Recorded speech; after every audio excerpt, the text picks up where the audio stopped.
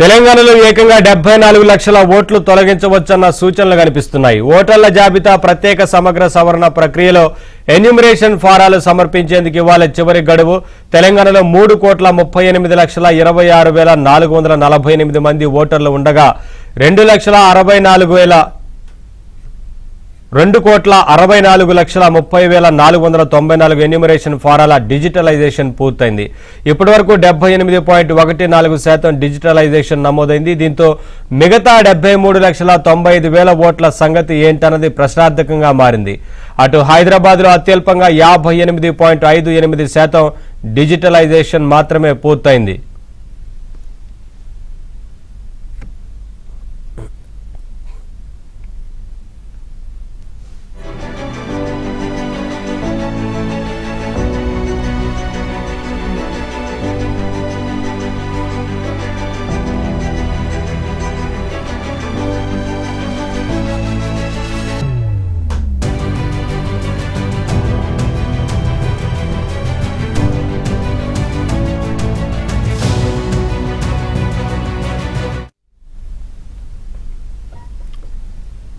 తెలంగాణలో ఏకంగా 74 లక్షల ఓట్లు తొలగించవచ్చన్న సూచనలు కనిపిస్తున్నాయి. ఓటర్ల జాబితా ప్రత్యేక సమగ్ర సవరణ ప్రక్రియలో ఎన్యూమరేషన్ ఫారాలు సమర్పించేందుకు ఇవాళ చివరి గడువు.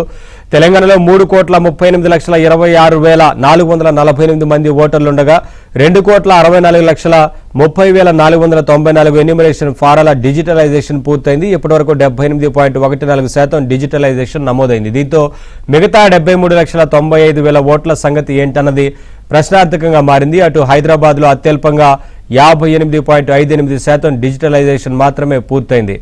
అప్డేట్స్ మా కరెస్పాండెంట్ నరసింహరావు అడిగి తెలుసుకుందాం. నరసింహరావు, పెద్ద ఎత్తున ఓట్లు తొలగించే అవకాశం కనిపిస్తున్నట్టు తెలుస్తా ఉంది కదా, ఏంటి అప్డేట్స్? ఎస్ నవీన్, 3 సార్లు గడువు పొడిగించిన తర్వాత కూడా ఇంకా ప్రధానంగా హైదరాబాద్, రంగారెడ్డి, అదేవిధంగా మేడ్చల్, మల్కాజ్గిరి వంటి జిల్లాల్లోనైతే సగానికి సగం ఓట్లు తొలగిపోయేటువంటి సూచనలు అయితే కనిపిస్తూ ఉన్నాయి. రాష్ట్ర వ్యాప్తంగా చూస్తే కూడా కేవలం 74% ఎన్యూమరేషన్ ప్రక్రియ మాత్రమే పూర్తయిందనంటే సో ఈ ఓట్లన్నీ కూడా తొలగిపోయే అవకాశాలే ఉన్నాయనేటువంటిది ఎన్నికల వర్గాల నుంచి మనకు అందుతున్నటువంటి సమాచారం. సో మొత్తానికి తెలంగాణ రాష్ట్రంలో 3 కోట్ల పైచిలకు 3,28,26,448 ఓట్లుంటే అందులో 2,26,43,494 ఓట్లకు సంబంధించినటువంటి ఎన్యూమరేషన్ ప్రక్రియ మాత్రమే పూర్తయింది. అంటే డిజిటలైజేషన్ ప్రక్రియ మాత్రమే పూర్తయింది. ఈ ప్రక్రియ ఎట్లా జరిగింది అని అంటే వాస్తవానికి ఈ ప్రక్రియ జూన్ 24వ తేదీన ప్రారంభమైంది. జూలై 24వ తేదీతో ఈ ప్రక్రియ ముగియాల్సి ఉంది.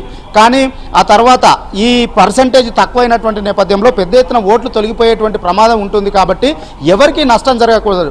ఓటు ఉన్నటువంటి ప్రతి ఒక్కరికి, నిజంగా ఓటుండి వ్యక్తులు జీవించి ఉంటే వారి ఓటు హక్కును హరించకూడదు. కాబట్టి వారి ఓటు తొలగిపోకుండా తగు జాగ్రత్తలు తీసుకోవాలనేటువంటి ఆలోచనతో ఎన్నికల సంఘము కన్వెన్స్ చేసింది. రాష్ట్ర ఎన్నికల అధికారి కేంద్ర ఎన్నికల సంఘానికి కన్వెన్స్ చేసి 2 సార్లు గడువును కూడా పొడిగించారు. సో అదేవిధంగా రాష్ట్రంలో ఉన్నటువంటి రాజకీయ పార్టీలు కూడా గడువు కోరాయి. సో ఆ మేరకు 2 సార్లు ఈ గడువును కూడా పొడిగించారు. సో దాంతో ఆగస్టు 1 వరకు ఒకటిసారి, ఇక ఆగస్టు 10వ తారీఖు అంటే ఈ రోజుతో ముగిసే విధంగా రెండోసారి గడువును పొడిగించారు. సో పొడిగించినప్పటికీ పెద్దగా మార్పు అయితే కనిపించలేదు. మొదట్లో ఏ మేరకైతే ఎన్యూమరేషన్ ప్రక్రియ జరిగిందో 74% ఆ మేరకే జరిగింది తప్ప పెద్దగా మార్పు అయితే లేదు. అదేవిధంగా హైదరాబాద్, రంగారెడ్డి, మేడ్చల్, మల్కాజ్గిరి జిల్లాల్లోనైతే అది ఇంకా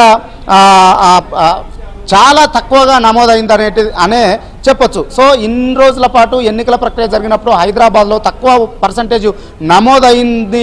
దానిపైన రకరకాలైనటువంటి విశ్లేషణలు జరుగుతూ ఉండేటువంటివి. చాలామంది ఓటర్లు బయటకు వచ్చి ఓటు వేయకపోతుండేటువంటి వారు సో ఓటు వేయడం లేదు, అందుకే ఇక్కడ ఓటింగ్ పర్సంటేజ్ తక్కువైతుందేమో అనేటువంటి ఒక చర్చ అయితే విస్తృతంగా జరిగేది. కానీ ఈ పరిణామాలను చూస్తే, ఈరోజు నమోదైనటువంటి పర్సంటేజ్ చూస్తే, హైదరాబాద్ చూస్తే చాలా తక్కువ పర్సంటేజ్ నమోదైంది. అతి తక్కువ పర్సంటేజ్ హైదరాబాద్ జిల్లాలోనే కేవలం 58% ఇక్కడ పర్సంటేజ్ నమోదైంది. అంటే సగానికి సగం ఓట్లు ఇక్కడ తొలగిపోయేటువంటి అవకాశం ఉంది. అంటే వాస్తవానికి ఈ ఎన్నికల సంఘము ఏఎస్డిడి ఈ ప్రక్రియను ఈ ఎన్యుమరేషన్ ప్రక్రియను ఎస్ఐఆర్ ప్రక్రియను ఏఎస్డిడి ప్రక్రియగా అభివర్ణిస్తుంది.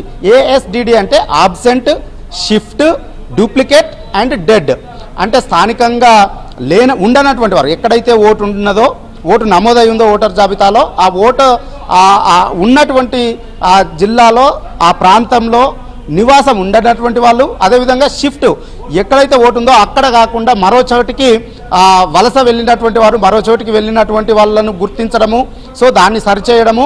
అదేవిధంగా డూప్లికేట్ అంటే 2 ప్రాంతాలలో ఓటు హక్కు కలిగి ఉండడము. కొందరు హైదరాబాద్కు ఎక్కువ శాతం కూడా వలసలు వచ్చేటువంటి వాళ్ళు, అంటే వివిధ పనులు చేసుకొని జీవించడం కోసము, జీవించడం కోసము ఇతర జిల్లాల నుంచి హైదరాబాద్లకు వచ్చి స్థిరపడ్డటువంటి వాళ్ళ సంఖ్య ఎక్కువగా ఉంటుంది. సో అలాంటి వాళ్ళకి వాళ్ళ సొంత గ్రామాల్లో ఓటు ఉంటుంది, అదేవిధంగా ఎక్కడైతే జీవిస్తున్నారో హైదరాబాద్ ప్రాంతాల్లో అక్కడ కూడా ఓటు ఉంటుంది. సో వీటిని డూప్లికేట్, 2 ఓట్లు కలిగి ఉన్నటువంటి వాటిని డూప్లికేట్ ఓట్లు అంటారు. సో అందులో ఏదో ఒక ఓటు మాత్రమే ఉండే విధంగా ఈ ఎన్యుమరేషన్ ప్రక్రియలో సరిచేశారు. ఎస్ఆర్ ప్రక్రియలో సరిచేసేటువంటి కార్యక్రమాన్ని చేపట్టారు. అదేవిధంగా డెడ్, చాలా 2002 తర్వాత ఓటర్ల జాబితాలో పెద్ద ఎత్తున ఓటర్ల సంఖ్య పెరిగింది, కానీ మృతి చెందినటువంటి వాళ్ళ ఓటర్ల పేర్లను మాత్రము తొలగించేటువంటి ప్రక్రియ జరగలేదు. సో ఆ ఓట్లన్నింటినీ కూడా తొలగించేటువంటి ప్రక్రియ. సో అందుకే ఎన్నికల సంఘం ఏఎస్డిడి ప్రక్రియగా దీన్ని చెబుతుంది. సో అందులో భాగంగా పెద్ద ఎత్తున హైదరాబాద్లో అలాంటి ఓట్లే ఉన్నాయి, అంటే స్థిరపడ్డటువంటి డూప్లికేట్ ఓట్లు ఎక్కువగా ఉన్నాయి. అందులో ప్రధానంగా సీమాంధ్ర ప్రాంతాల నుంచి వచ్చి స్థిరపడ్డటువంటి వాళ్ళు కావచ్చు, అదేవిధంగా తెలంగాణ జిల్లాల నుంచి వచ్చి హైదరాబాద్లో స్థిరపడ్డటువంటి వాళ్ళు కావచ్చు.